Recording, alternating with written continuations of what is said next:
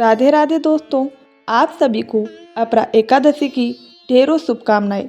हिंदू पंचांग के अनुसार ज्येष्ठ मास के करसन पक्ष में आने वाली एकादशी को अपरा एकादशी कहा जाता है।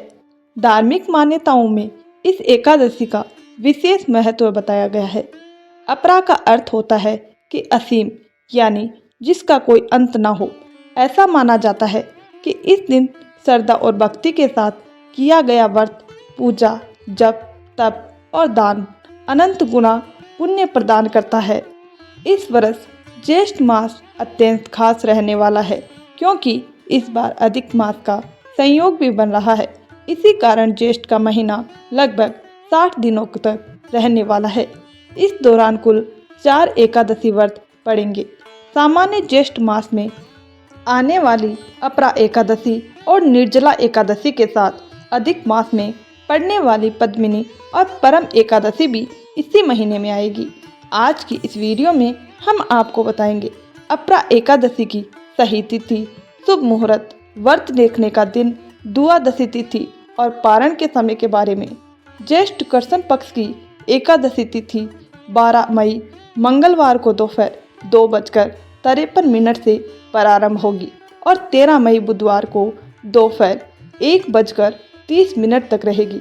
क्योंकि एकादशी तिथि का उदय काल 13 मई को प्राप्त हो रहा है, इसीलिए उदया तिथि के अनुसार अपरा एकादशी का व्रत 13 मई बुधवार को ही रखा जाएगा। इसीलिए सभी श्रद्धालुओं को इसी दिन व्रत करना शुभ रहेगा।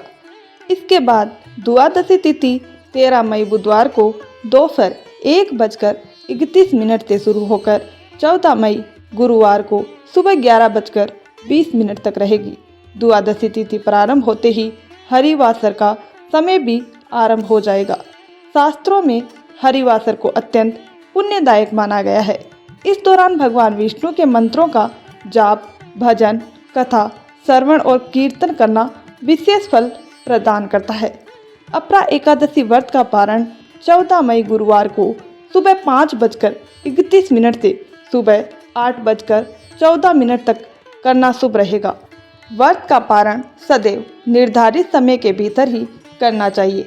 एकादशी के दिन चावल और चावल से बनी वस्तुओं का सेवन नहीं करना चाहिए।